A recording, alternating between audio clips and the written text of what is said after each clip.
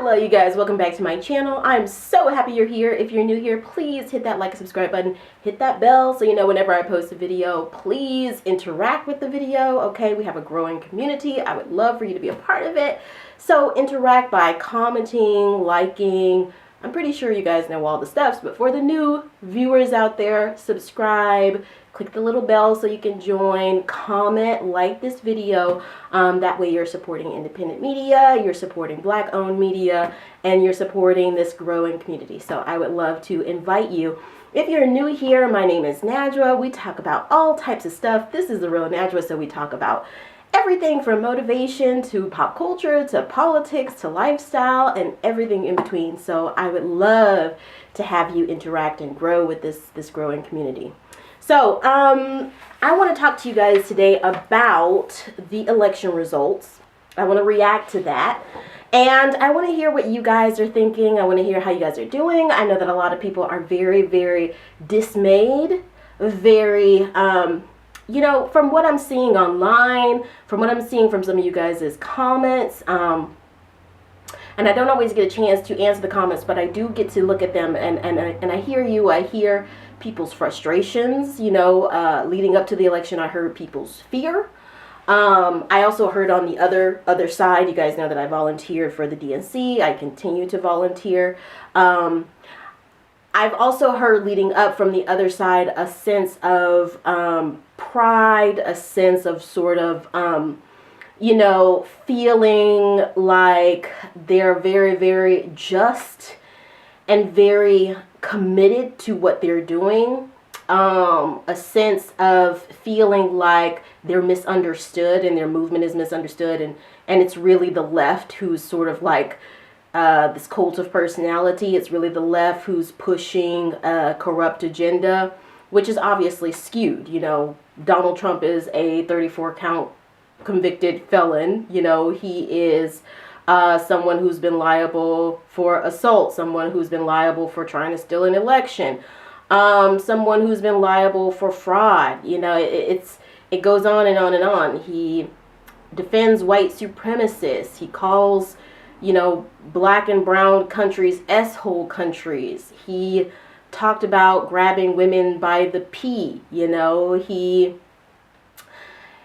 says he's going to deport 11 million immigrants. You know, he had a violent mob storm the Capitol and did nothing to stop it, and actually insinuated, you know, created this incendiary language that led people to do that, and then wouldn't call them off. He said he would turn the military on American people. He said he would fire 50,000 people from the federal government. He said he would, and I'm speaking through Project 2025 on these last couple of points, obviously, which he knows about, he's endorsed, and you know, the guy who wrote Project 2025 was at a recent Republican rally just before he won. Him trying to separate it, I mean, we know this is what he's going to do. He and Elon Musk and JFK Jr. are going to put these things into place. He said he's going to pull back the laws that protect kids against sex trafficking. You know, like, we know who this man is. He added $9 trillion to America's $30 trillion debt. So 1/3 of the debt that we have is due to Donald Trump's term. He said he's going to get rid of Social Security. So if you are on Medicare and Medicaid, don't look forward to, I'm sorry, if you're on Social Security, don't look forward to keeping that check if you're one of our older individuals. He's going to get rid of Medicare and Medicaid. He's going to completely overturn our social systems, you know, that protect our seniors, that protect, you know, our disabled, that protect veterans. And I don't know what's going to happen for those people. He's going to ban abortion nationwide. He and his cronies are going to do everything to ban abortion nationwide. And, you know, I say this as a Christian, as much as you want to say that you go with the Bible and you're going by God's law and you are against abortion, God be with you if it happens to your family where you need an emergency DNC because you've developed sepsis or God forbid it, or if you have a dead baby in your belly, ceasing to grow, and you can't get an abortion, God forbid if that's your daughter or your cousin, so a lot of stuff. So this is definitely an instance where I feel Republicans have voted against their own interests. He's going to raise the tariffs on other countries, and there's a lot of people, Trump said he loves the poorly educated, and this is not coming from a place of judgment. I think that the right often thinks that the left is talking down to them, but you have to have a sense of humility when someone's trying to explain something to you. I'm going to get into this towards the end of the video, but I'm going to get into it more rather. But, be aware of why certain people in the GOP are susceptible to the way they think, the way they do things, the way that they voted against everyone in America's interest. Look at some of those things. Authoritarianism is not just something that someone, thinks is fun and they're just going to like try it out. It's not like a new pair of jeans. There are personality traits that attract people to fascism, to authoritarianism, to cults. And you can't really talk, for a lack of better way of saying this, you can't really talk to a lot of people on the right because they've got their heels dug in and they don't want to see any other way. And it goes the same for some independents as well. And I think that leads to what happened here. That explains what happened here. And a lot of people on the right, a lot of MAGA, did not want to listen when people, both Democrats and Republicans and independents, tried to explain to them how tariffs work. You actually see videos out there of people interviewing MAGA on the street and saying, do you really understand how tariffs work? Let's go back to 8th grade economics. Tariffs are taxed on American people. It's not the foreign countries that pay that. Donald Trump has been consistently saying he's going to raise the tariffs on China. That does not cost more for China. That costs more for American people, because in turn, China will increase their prices so that it covers their costs, so it covers their overhead costs. And that comes back to the American people. So when you walk into Target, when you walk into, Safeway, wherever it is, and you buy your products, they're going to be more expensive. They're going to be upwards of 200%, 300% more expensive, because those tariffs have been placed on those products, and thus the brands in the U.S. have had to, the brands in the U.S. and the brands abroad have had to adjust their price so that it compensates for these tariffs. And that in turn has major implications. It could start a trade war. We'll get into that more later. We'll get into the elements more later, but I want to talk to you about one thing. The movie Rosewood, okay? And you're probably going to say, Najwa, why are you talking about the movie Rosewood? What does that have to do with any of this? I was recently watching the movie Rosewood. Now, I saw the movie Rosewood when I was a young child. I have a feeling that my family, my parents, showed it to me, although there are a lot of themes in that movie that are meant for certain audiences, or more mature audiences. There is a very real look at the realities after Reconstruction, the realities after slavery, the reality of Jim Crow laws, the reality of the implications of slavery, and the South, and how the South had so many young black people across all age ranges hung from trees, and I'm not just talking about hundreds, I'm talking about thousands of black people hung across cities in the United States in the late 18th and 19th centuries, and much more before that. I mean, during slavery as well. And Rosewood, for those of you who don't know, Rosewood is a city in Florida. Check out the movie if you've never seen it. But I'm glad that my parents let me see movies like Rosewood, like Amistad, like Roots. You know, I feel like I saw those movies all before I was probably 13 years old. Not too young. I wasn't like 5 or 6 or anything, but I saw those movies, and my parents insisted on us seeing things like that. Like many things. My parents also insisted on us reading scripture together. You guys know I grew up Muslim, but I converted to Catholicism, but we still would read scripture together. We'd pray together. We watched films like these movies, like Rosewood, Amistad, you know, even to, you know, trivial stuff like Love and Basketball, but a lot of movies that examine African-American culture from long time ago to recent days and talk about the implications of social justice, of civil rights. And, you know, my parents, they come from the 70s, so they come from, you know, a lot of the Black Power movements, Malcolm X, MLK, you know.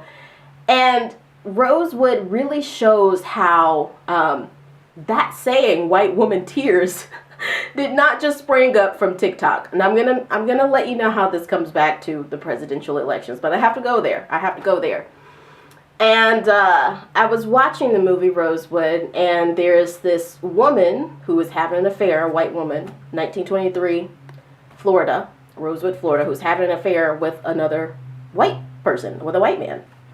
She's married, and she's got slaves, obviously. Well, I mean, this is after slaves have been quote-unquote freed, but we know through sharecropping that that really wasn't true. You know, for the first 50, 60, 70 odd years after slavery, it was basically like black people were still enslaved. It was just under a different guise. You know, people were still getting lynched.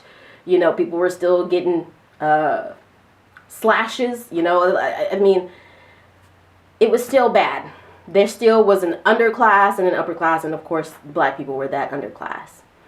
And this white woman, she's having an affair with this white man in her community. He's no good, and he beats the heck out of her. I mean, for those of you guys who have seen it, you know how captivating this movie is, and I really invite everybody, you know, of all races to watch this movie.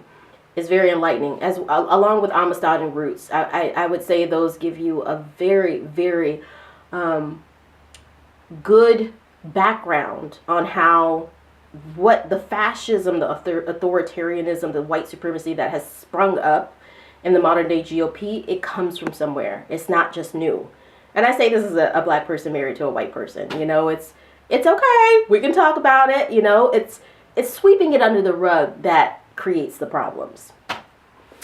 So this white woman, she comes out of her house. She's all bruised up, and she screams. You guys know what I'm saying, the N word. She says, I'm going to try to say this for YouTube terms. She says, I was essayed by an N-word. I was essayed by an N-word, you know. And so, of course, all the people in this town come running up. They're like, what happened? They're all jumping into their trucks. They're getting their tiki torches. They're getting their shotguns. They're getting their shovels and their pickaxes. And they're going to hunt for some N-words, aka some black people. And the whole movie, you know, is based around them looking for this man who doesn't exist. Remember, she was not essayed, first of all. And she was not essayed by a black person at all. She was having a consensual affair with a white man. And for days, you know, I think it's from Saturday through Tuesday. It's just a long weekend. You know, you would think of long weekend as a 3-day weekend from work. But this was a 3-day weekend of terror, of hundreds of black people being lynched. Now, from the state of Florida, and the Rosewood is based on a real story.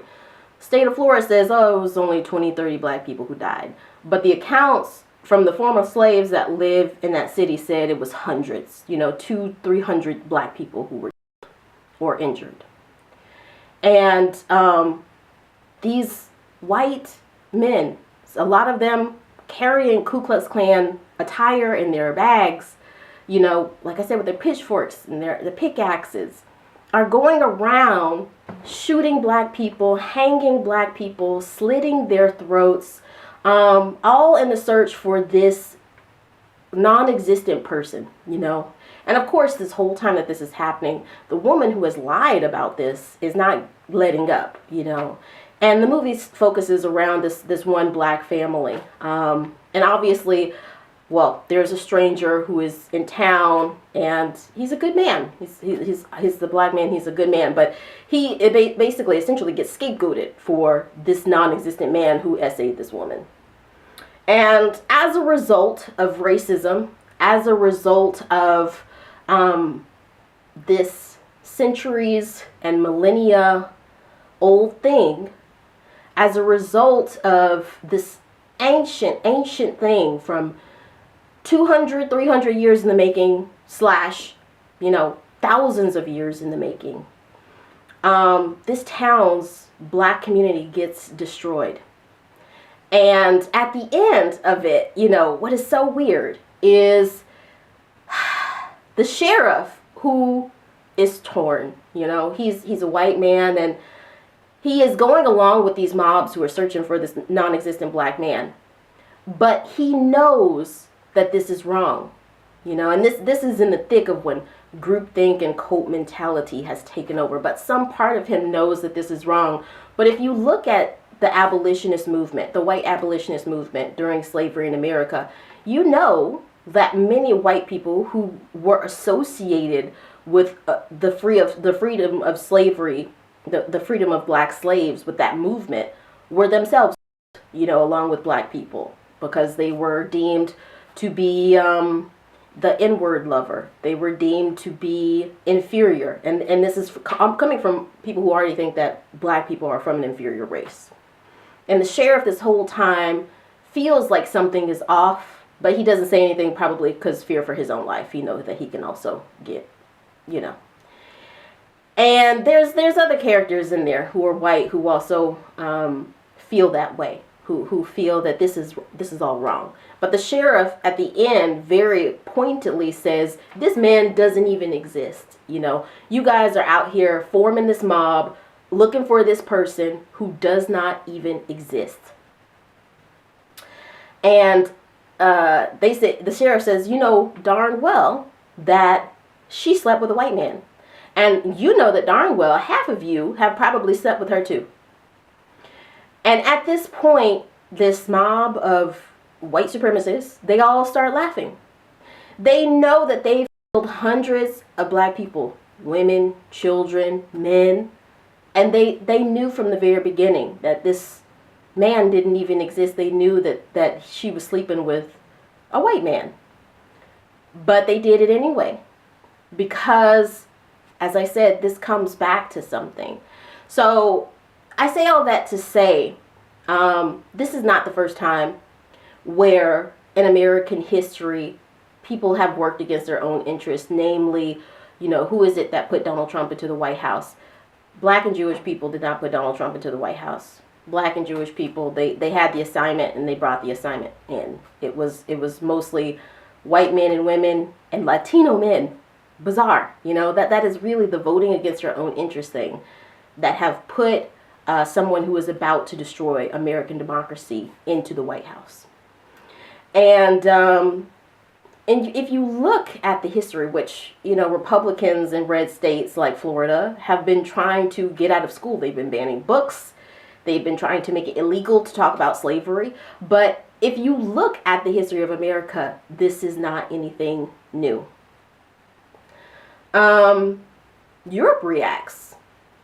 Europe reacts to Donald Trump's win with dismay, just like many of us in America. And I don't mean that it's just black people and Jewish people who understand the weight of this. White people do too, many of them. It's just the fact that the majority of the people who voted for Trump were white people and Latino men. But Europe reacts with some of the dismay that a lot of Democrats have reacted with, and fear and pride. There is fear, but what I'm hearing from within Democratic coalitions, within the grassroots movement is a lot of hope as well. So if you guys think that this is hopeless, don't feel hopeless. There is hope always. that we're not going to lay down without a fight. This is not the first time that this has happened in American history, and that's why you got to know your history. And Europe, from Poland to France to Scotland, world leaders have basically made it clear that they know Europe is going to have to brace for this. You know, Donald Trump, he wants to break up NATO, the most important alliance, international alliance since World War II. He wants to hand Ukraine to Russia. He wants to hand Taiwan to China, as Nikki Haley said. And I think Europe knows what's up, and they're ready to defend their people, you know, even though America is ready to turn its Department of Justice, its military, on its people, according to the GOP end. I want to go ahead and say to those who voted against your interests, enjoy your increased product prices, because you have voted to increase tariffs on foreign products. And we use a lot of foreign products, you know. I heard someone explaining that, you know, the way that trade works goes back to bartering, you know, in ancient times. I'm good at this, you're good at that. I'm going to weave this thread. You're going to cultivate coconuts, you know, let's trade this, because I'm crap at making coconuts. You're great at weaving thread. So let's trade these things and make something happen.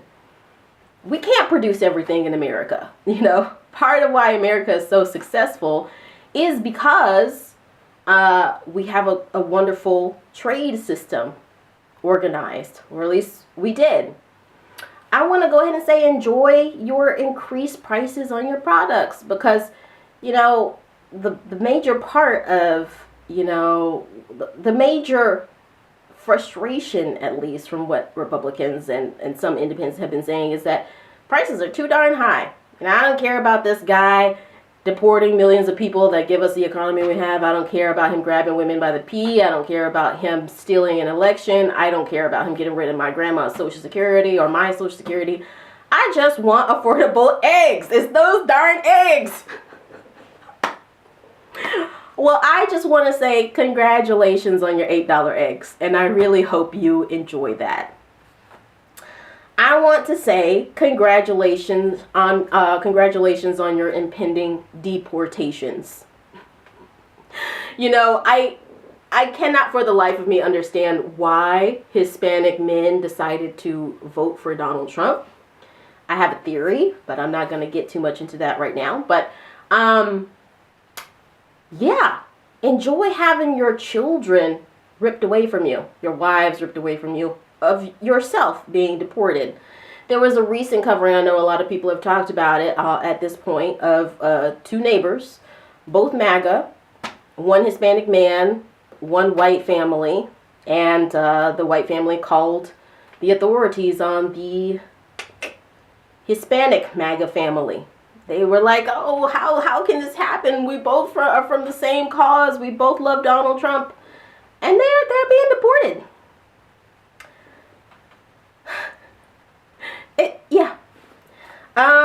So yeah, Hispanic men who voted for MAGA, enjoy your deportations. And I want to say lastly on the enjoyment part, enjoy your possible war.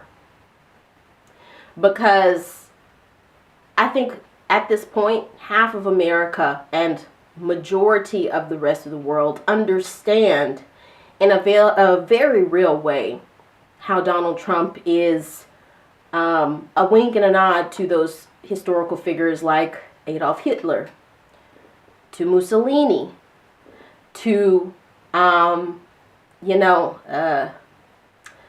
even those cult of personality figures like Charles Manson, or rather just literally cult figures, like David Duke. You know, I think that in a very real way, a lot of America has not forgotten about World War II, has not forgotten where that comes from, going back to slavery, going back to the Greek stealing everything from the Egyptians but claiming it as their own, and then the Romans stealing everything from the Greek and claiming it as their own. I think a lot of the world understands that. I think a lot of the world understands the damage that comes back to, you know, the secession of kings out of Great Britain. You know, I think a lot of America understands that we separated for Great Britain for a doggone reason. We didn't want to continue with that subjugation to a king, you know. No offense if that's what you want to do. But I think a lot of the world actually truly understands that. And so you guys might have a world war on your hands, GOP. And God be with you if it's your sons, your brothers, your cousins, your uncles, your dads who have to go and fight in that war. And some of your women as well, obviously.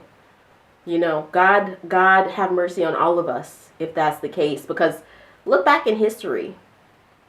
Cults don't end in a wonderful way. And when it's on a massive political scale like this.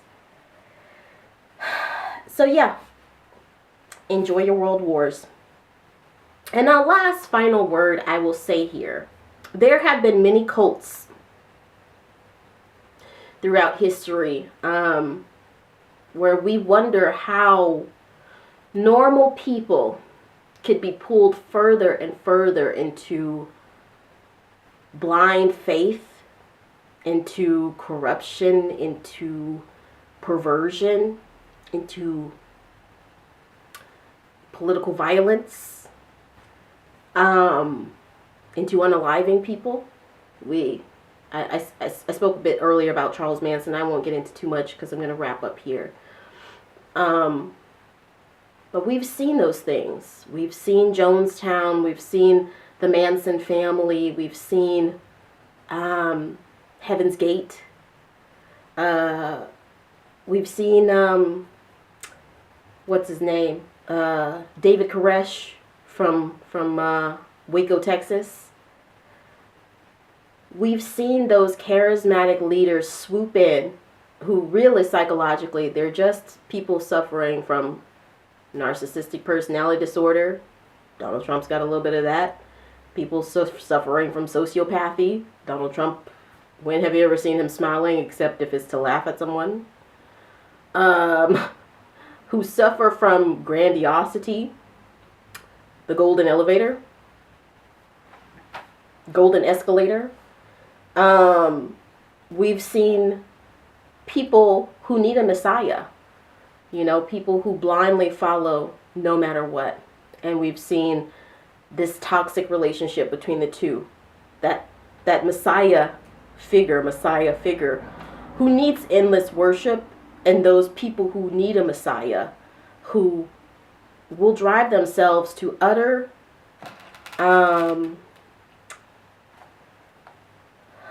destruction in order to have that father figure, that parental figure who will just tell them, for goodness sake, what to do. I just don't want to make decisions for myself anymore. Can you just tell me what to do? And I think a large portion of Americans chose that. They chose that cult thing, you know. And so I think a majority of Americans have spoken. I don't 100% buy all of the results. It's just something about the way they came in so fast, and you know, all of the things leading up to the election on the end of the Republicans, how they were so willing to cheat and claw and work and scramble their way up to the top. But I'm going to let the people, the powers that be within my party, investigate that, and I'm sure things will come to light as we develop. But ultimately, you know, you got to look at your history to see what got us here. At the end of the day, Kamala Harris is a black, mixed race black Indian woman, and she's a person of color, and she's a woman. This was not about, you know, oh, her campaign managers didn't do the best job, and oh, you know, why did Biden take so long to drop out and let her hop in? Oh, you know, it's not about any of that. It's about, you know, this 500-year slash, you know, 200-year slash thousands of years question about how there has to be an underclass and there has to be an upper class. So, but you don't give up. You don't give up hope.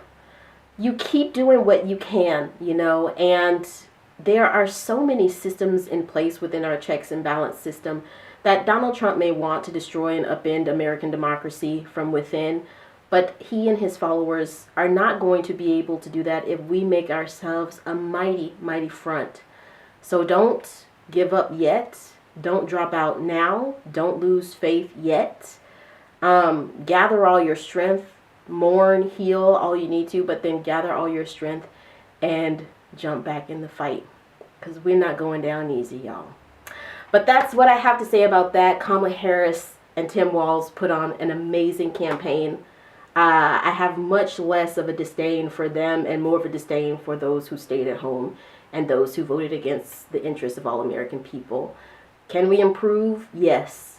But Kamala Harris and Tim Walz did a great job, and I want to congratulate them. They still have all my support, and so do you. Such a weighty topic. Oh my God. Still, guys, enjoy your life, live your life. And that's all I got to say on this for now. Of course, we're going to be coming back and talking about this a whole lot. Again, this is The Real Najwa here, where we talk about all types of stuff. You get the real me. This is the real thoughts.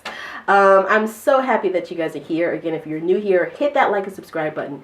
Hit the bell so you know whenever I post a video, and I will see you guys next time. Much love.